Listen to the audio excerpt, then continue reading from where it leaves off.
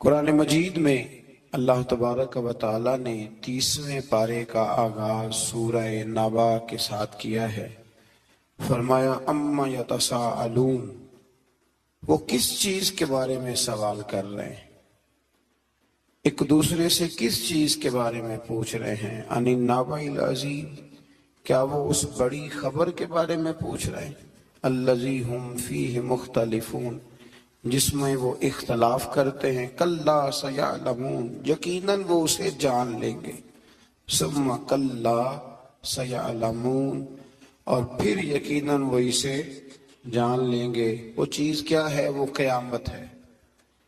فرمایا جو جھگڑا کر رہے ہیں، اختلاف کر رہے ہیں، تو یہ بڑی جلدی جان جائیں گے قیامت کا آنا حق ہے، اور قیامت آ کے رہے گی۔ قیامت نہ آئے، قیامت کا وقوع نہ ہو، تو پھر یہ زندگی کے جو روز کے معاملات ہیں ان کا حساب کیسے ہو؟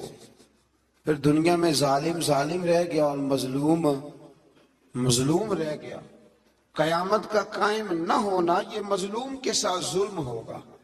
لہٰذا فرمایا کہ جو جھگڑا کر رہے ہیں نا کہ پتہ نہیں قائم ہوگی کہ نہیں ہوگی، انہیں بتائیے کہ قیامت ان قریب قائم ہو جائے گی۔ اس کے بعد اسی سورہ میں اللہ تعالیٰ نے اپنی قدرت کی نشانیوں کو بیان کرنے کے بعد آیت نمبر 17 میں فرمایا کہ فیصلے کے دن کا وقت مقرر ہے۔ وہ کسی کے کہنے پہ جلدی نہیں ہوگا، اس کا دن میں نے، اللہ فرماتے ہیں کہ وہ دن مقرر ہے۔ اور پھر علامات قیامت کا بیان فرمایا۔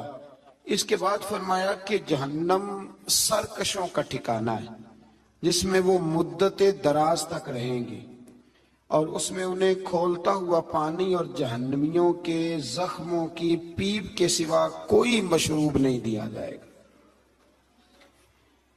اس سے آگے پھر سورۃ النازعات شروع ہوتی ہے۔ سورہ نازعات، اس سورت میں یہ بتایا کہ موت کے فرشتے، چونکہ 30ویں پارے کی نا صورتیں بڑی مختصر ترین صورتیں ہیں، اپنے الفاظ کے لحاظ سے اور اپنے حروف کے لحاظ سے مختصر ترین صورتیں ہیں۔ تو اس سورہ مبارکہ میں یہ بتایا کہ موت کے فرشتے جہنمیوں کی روح نہایت سختی سے نکالتے ہیں، اور اہل ایمان کی روح کو نہایت نرمی کے ساتھ۔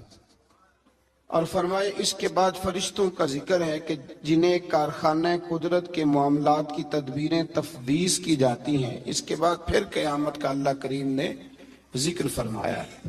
اس سے آگے سورہ عبسہ ہے۔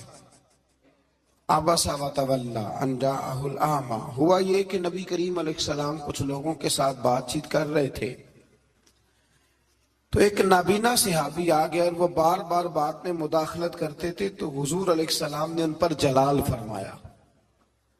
اللہ کریم نے محبوب کریم سے کہا کہ محبوب آپ کو اس پہ جلال نہیں کرنا چاہیے تھا، وہ غریب تو آپ کی زیارت کرنے آیا تھا، وہ تو دیدار کرنے آیا تھا۔ اللہ تو اپنے محبوب کو کہہ سکتا ہے نا یہ بات، لیکن امتی اٹھ کے اس بات کا ذکر کرے تو یہ ذرا مناسب نہیں ہے، یہ ذرا مناسب ہے۔ علامہ اسماعیل حقی نے تفسیر روح البیان کے اندر لکھا ہے کہ حضرت عمر فاروق کے زمانے میں ایک امام ہر رکعت میں سورہ عبسہ پڑھتا تھا۔ ہر روز نماز فجر میں ایک رکعت میں کم از کم وہ سورہ عبسہ پڑھتا۔ تو حضرت عمر کو کسی نے بتلایا، تو آپ نے اس کو کہا کہ مجھے اور قرآن مجید نہیں آتا؟ لگا آتا ہے۔ فرمایا پھر یہ کیوں پڑھتے ہو؟ کہنے لگا بس جی میرا دل کرتا ہے۔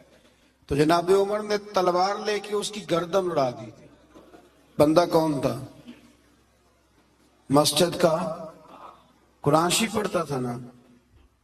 کہتے ہیں جی آپ قرآن پڑھنے والے کے بارے میں یہ لفظ کہہ رہے ہیں، تو بھئی وہ بھی قرآن پڑھتا تھا۔ قرآن بھی اتنی دیر تک فائدہ دیتا ہے جب تک نبی پاک کا ادب رکھ کے قرآن پڑھا جائے، اور اگر ادب ہی نہیں ہے، تعظیم ہی نہیں ہے، توقیر ہی نہیں ہے، وہ جی قرآن میں لکھا ہوا ہے۔ یاد رکھیں ادب پہلا کرینہ ہے محبت کے کرینوں میں۔ تعظیم رسالت کے بغیر کسی قسم کی کوئی عبادت قابل قبول نہیں ہے، اس کو جان لے اور سمجھ لے۔ اسی صورت کے آخر میں قیامت کے نفسا نفسی کے منظر کو بیان کیا گیا ہے کہ دنیا میں ایک دوسرے پر جان چھڑکنے والے اور محبت کا دعویٰ کرنے والے دامن چھڑائیں گے قیامت میں۔ ایک شخص اپنے بھائی، ماں باپ، بیوی اور بیٹوں سے جان چھڑا کے بھاگے گا۔ اللہ تعالیٰ فرماتا ہے سب کو اپنی اپنی پڑی ہوگی، کچھ کے چہرے روشن، مسکراتے اور حشاش بشاش ہوں گے، اور کچھ کے چہرے غبار آلود ہوں گے اور ان پر سیاہی چھائی ہوئی ہوگی۔ ایک شخص نے صبح سے لے کے شام تک نہ وہ گھر گیا نہ اس نے روٹی کھائی۔ مفسرین نے ایک بات سمجھانے کے لیے لکھی ہے کہ صبح سے لے کے شام تک نہ گھر گیا، نہ گھر کی روٹی کھائی، نہ بچوں سے ملا، سارا دن ڈیوٹی پہ رہا۔ شام کو جب اسے پیسے ملتے ہیں، تنخواہ ملتی ہے، کتنا خوش ہوتا ہے، پھر وہ اپنے گھر جاتا ہے۔ فرمایا وہ لوگ جنہوں نے دنیا میں ساری طاقتیں ہونے کے باوجود گناہ نہیں کیا، ہر چیز جیب میں ہونے کے باوجود خطا نہیں کی، بچتے رہے، کوشش کرتے رہے، تو قیامت کے دن رب جب انہیں مزدوری دے گا نا، تو پھر ان کے چہرے بھی خوشی سے کھل اٹھیں گے، پھر ان کے چہرے خوشی سے کھل اٹھیں گے، پھر اللہ تبارک و تعالیٰ کے وہ بندے بڑے فرح ہوں گے۔ آگے پھر سورۃ تکویر شروع ہوتی ہے۔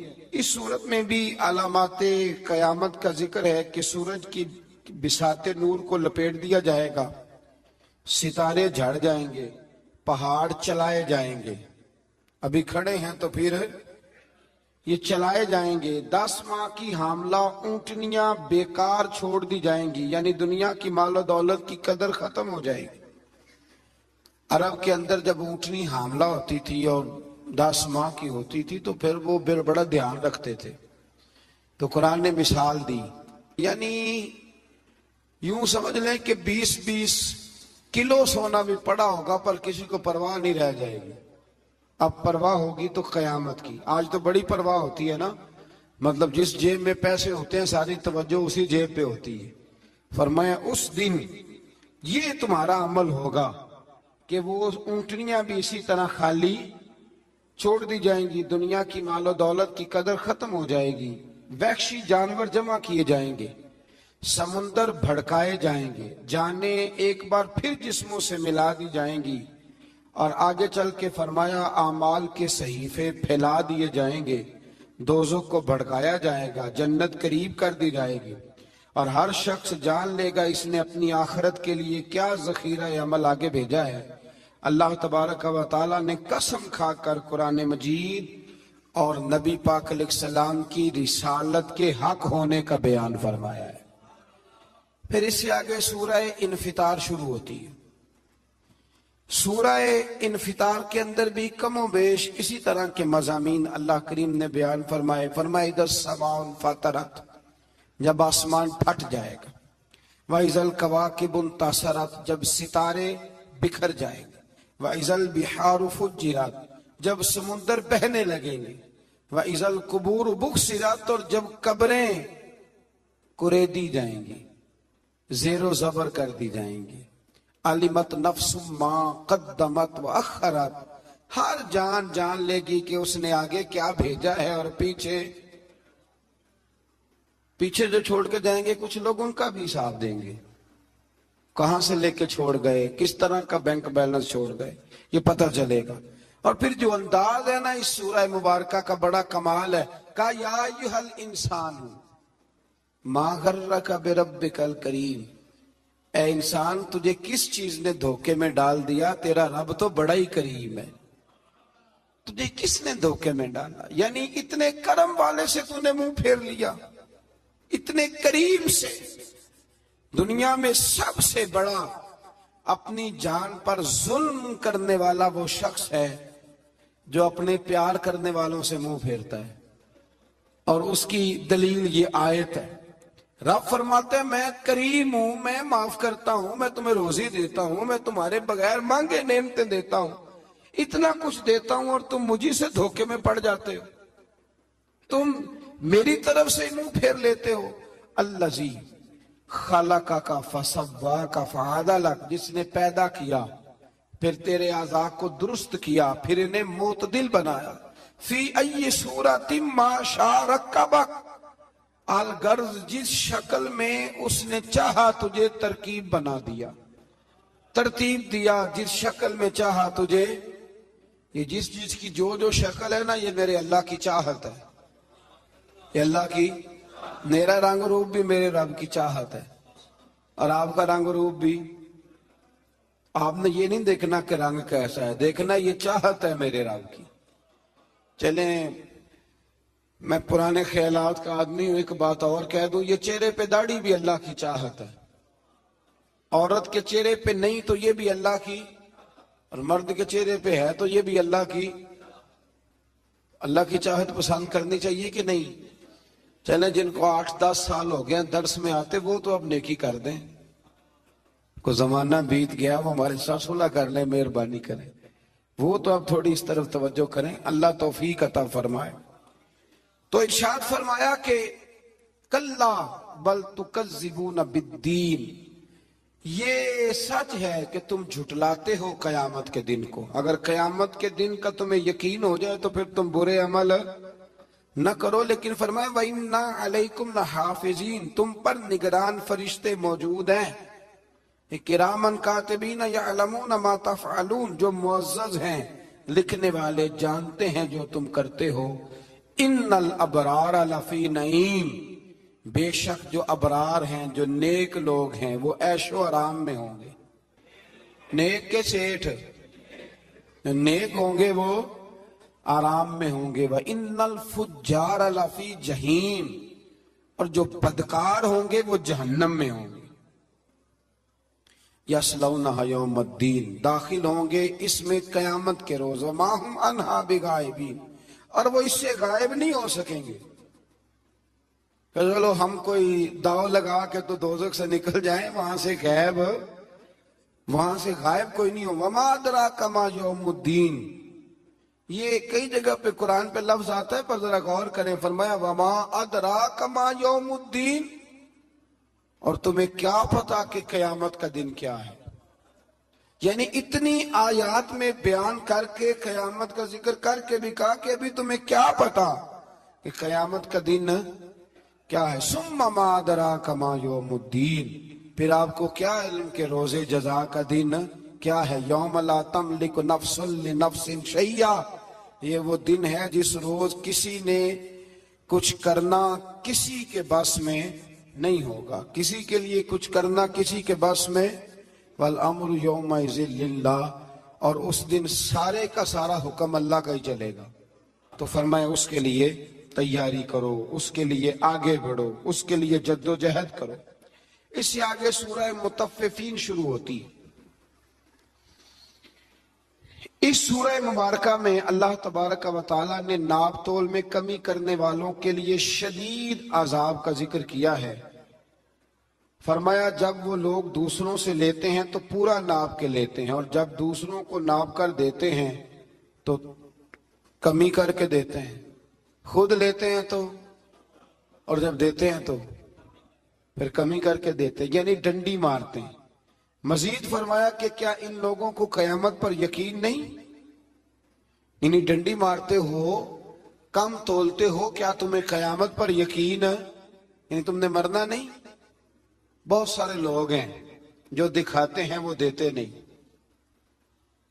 جو دکھاتے ہیں وہ دیتے نہیں، اور جب کچھ چیز دیتے ہیں تو ان کا رویہ بدل جاتا ہے، اور ان کے لب و لہجے کا انداز بالکل انفرادی ہو جاتا ہے. اپنی زندگی میں دیانتداری کا مظاہرہ کریں، دیانتداری کا ناپ تول پورا رکھیں. حضرت معروف کرخی رحمت اللہ علیہ کے زمانے میں بغداد میں بارش نہیں ہوتی تھی. سب لوگ آپ کے پاس جمع ہو کے آئے، حضور دعا کر دیں بارش نہیں ہوتی. تو آپ فرمانے لگے یہ میری خانقاہ کے نا بالکل سامنے ایک کریانے والا ہے، چینی پتی بیچتا ہے، اس سے دعا کراؤ بارش ہو جائے گی.